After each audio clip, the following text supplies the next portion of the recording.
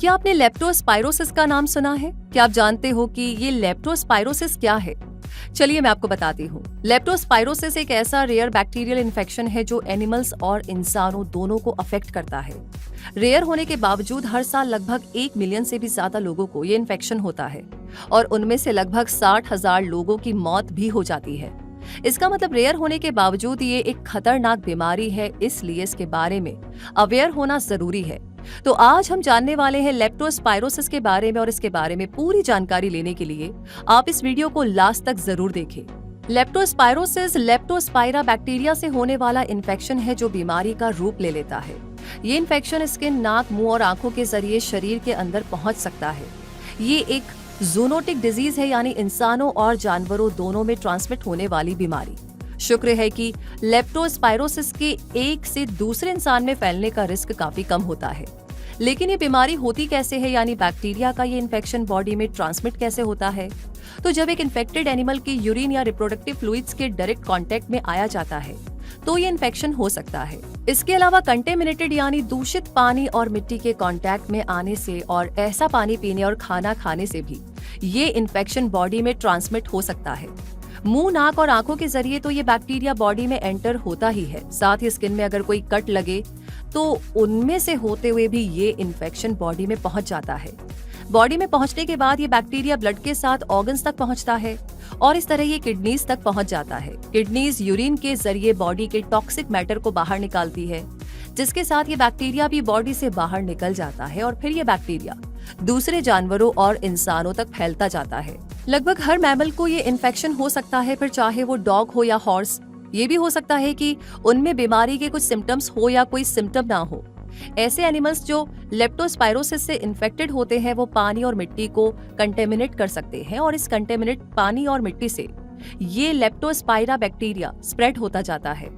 तेज बारिश के बाद ये इन्फेक्शन बहुत सारे लोगों को एक साथ अफेक्ट कर सकता है, क्योंकि बारिश का पानी हर जगह पहुंचता है और उसके साथ ये बैक्टीरिया भी नदी, झीलों और नहरों के जरिए हर जगह पहुंच जाता है। इसलिए तेज बारिश वाले इलाकों में, खासकर ट्रॉपिकल एरियाज और गर्म क्लाइमेट वाले इलाकों में ये इन्फेक्शन ज्यादा होता है। लेप्टोस्पाइरोसिस की 2 फेजेस होती है, लेप्टोस्पाइरेमिया फेज और इम्यून फेज। लेप्टोस्पाइरेमिया फेज में बहुत कम या ना के बराबर सिम्टम्स पता चलते हैं। ये फेज लेप्टोस्पाइरिया इन्फेक्शन के बाद 2 से 14 दिनों के अंदर शुरू होती है और ये 3 से 10 दिनों तक रह सकती है। इस टाइम बैक्टीरिया ब्लड स्ट्रीम में रहता है और ऑर्गन्स तक पहुंचा रहता है। इसके बाद आती है इम्यून फेज। इस फेज में बैक्टीरिया ब्लड से ऑर्गन्स तक पहुंच जाता है और इसकी सबसे ज्यादा मात्रा किडनीज में होती है, जहां से ये यूरिन के जरिए बाहर निकलता है।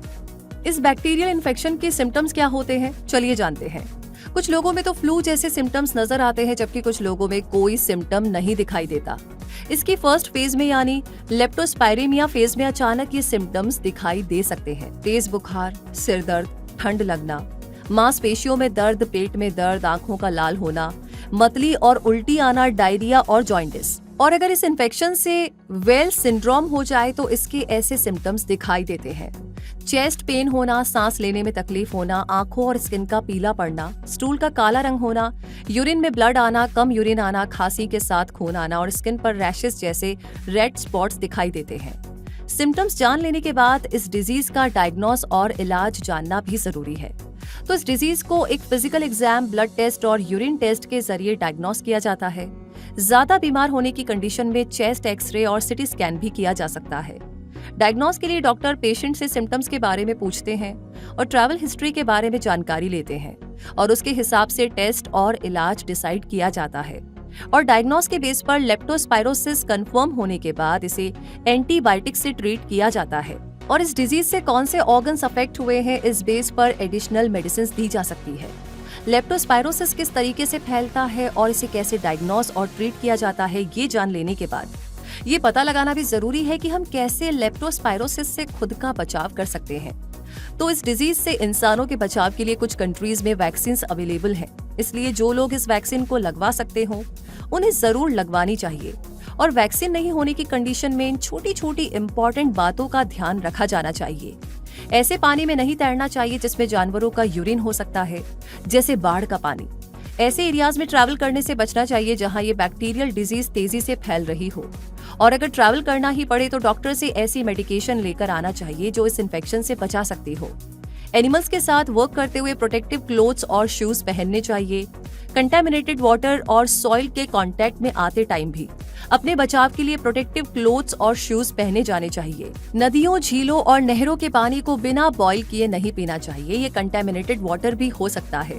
त्वचा पर अगर कोई कट हो तो उसे कवर करके रखना चाहिए। हाथों को साफ करते रहना चाहिए और किसी डेड एनिमल को टच करने से पहले ग्लव्स पहने जाने चाहिए। अपने पेट्स को भी इस इन्फेक्शन से बचाना चाहिए और उनमें किसी भी तरह के एबनॉर्मल सिम्टम्स दिखाई देने पर वेटरनरी डॉक्टर से कंसल्ट करना चाहिए ताकि उसके सिम्टम्स को जल्द से जल्द डायग्नोस करके ट्रीट किया जा सके। लेप्टोस्पायरोसिस इन्फेक्शन को स्प्रेड होने से रोकने के लिए रोडेंट प्रॉब्लम्स को अंडर कंट्रोल रखा जाना चाहिए, यानी रोडेंट्स जैसे रैट्स, माइस और ऐसे ही दूसरे एनिमल पेट्स को कंट्रोल में रखा जाना चाहिए।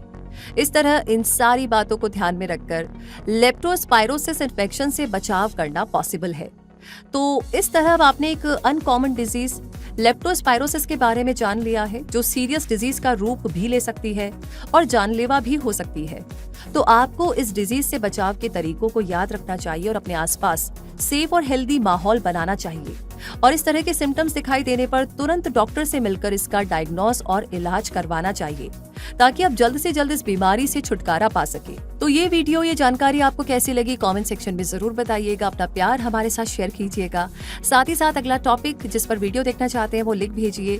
लाइक ऑलरेडी कर दिया है तो इससे तो आपको ज्यादा से ज्यादा स्प्रेड करना ही होगा। शेयर कीजिए लोगों के साथ ताकि उन्हें भी पता चले। और इसी के साथ रूबी मिलेगी आपसे बहुत जल्दी ही नई जानकारी के साथ, नई वीडियो के साथ। तब तक के लिए जुड़े रहिए क्विक सपोर्ट के साथ। सब्सक्राइब कर लीजिए, बेल आइकन प्रेस कर दीजिए। हमेशा अपडेट रहिए, ग्रो करते रहिए। धन्यवाद।